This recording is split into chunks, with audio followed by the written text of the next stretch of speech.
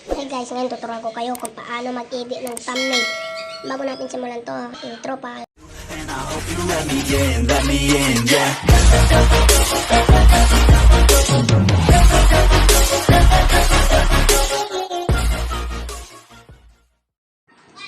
So yung guys, kailangan nyo lang po i-download ang background eraser at Pixel Lab.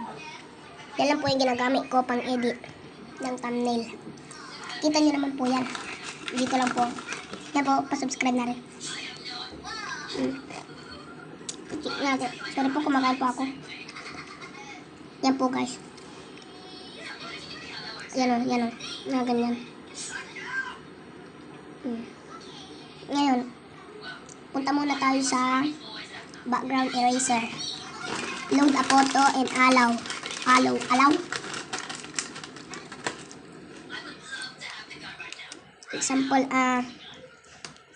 Example dito. Tayo. Kunwari, ito na po. Yan. I-done natin. Done. Oops. Prepare muna natin yan. Sa manual, maglagay kayo kung anong size. Kahit anong size. Anong size dyan. Ako, lalagyan ko muna. Kasi sa gilid muna tayo mag-uumpisa. Diyan muna tayo mag-uumpisa. Kaya laki-lakihan muna natin. Oops. Mali yung nalagay ko guys. Kaya i-repair natin yan. Lagay natin sa manual. Lagay natin dito. Yan o. Yan. Ganyan lang guys. Super basic. Yan. Erase nyo lang yan. Yan. Erase nyo na lang yan.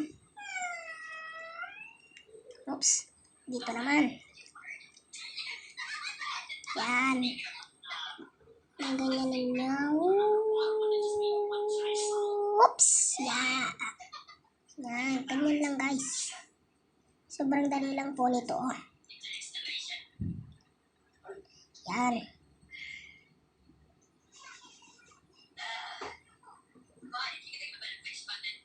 Yan po, yan. Click nyo na po yung done. Oops. Ako kailangan ko pa, may gagawin pa pala ako. Yan po, yan. Sorry guys. Ganun kailangan talaga eh. Ayun o, may tira-tira pa oh. Yan.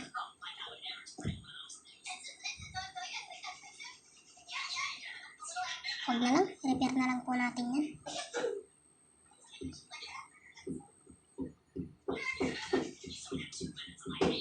Yan. Done nyo na po. Yan. Done. Yan. Pili na po kayo dyan. Smooth. Save nyo na po. Save successful oh. Yan na po. Ayan na po guys. Ayan. Back na po natin. Punta na po tayo sa Pixel Lab. Kasi lab na lab. Ganyan. Yan na po yung ginawa natin. Delete na po natin. Delete. Tapos, punta kayo sa tatlong dot. Image size. Yung custom nyo, ilagay nyo na po sa YouTube thumbnail. Click OK. And add from gallery. Andyan na po yung na-crop natin guys. Baka ito na din po yung ilagay ko pang thumbnail. Pero wag mo muna natin to guys. Delete muna natin. Kasi dapat ang unahin from gallery. Unahin natin yung pang background mo. Example. To. Example natin to guys. Yan. Then, ilock nyo yan kahit anong galaw nyo dyan. Hindi na aalis yan. Then, add na po from gallery. Lagay nyo na po yan. Yan o. Yan. Kakrap ko na lang po. Kayo kung gusto nyo, huwag nyo na lang i-crop. Pwede rin. Check nyo na po yan. Dilitan natin. Oops. Dilitan natin. Oops. Then, punta ka dito. Dito sa gitna. Hindi ko po alam ang tawag dyan. Punta ka sa stroke. On mo yan. On. A few moments later. So, yun. Nagbabalik tayo kasi pinakain lang po. Kumain. So, yun nga na. Dito na. Ilagay natin sa stroke. Naka-on na po yan. Medyo napagod ako. May tinakbo lang. Pili na po kayo ng kulay. Ako blue na lang. Mas? Ano tong mas? Then, punta ka sa shadow. On mo na rin yung shadow. Yun ang shadow. On mo na rin yan. Emboss, on na rin yan. Ay, wag pangit. Oops. Ganyan, oh. Wag na po. Then, punta po kayo dito sa font. Sa font na to. Then, double click. Then, how to add thumbnail. Thumbnail. Yan, guys. Okay na po natin yan. Diba, ito na rin po yung ilagay natin. Then, punta tayo sa size. Ilagay natin. Ganyan lang talaga yan. Wait mo.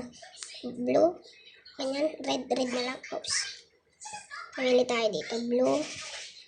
Green. Huwag to pangit to, guys. May yellow ba yun? Yellow. Yellow. Then, kahit anong nalakihan. Tama, guys. Nalakihan.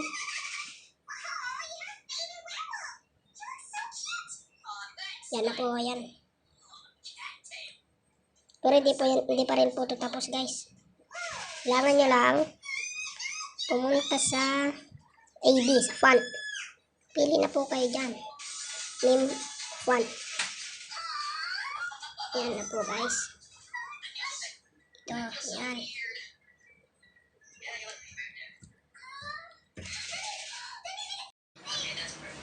And click the save.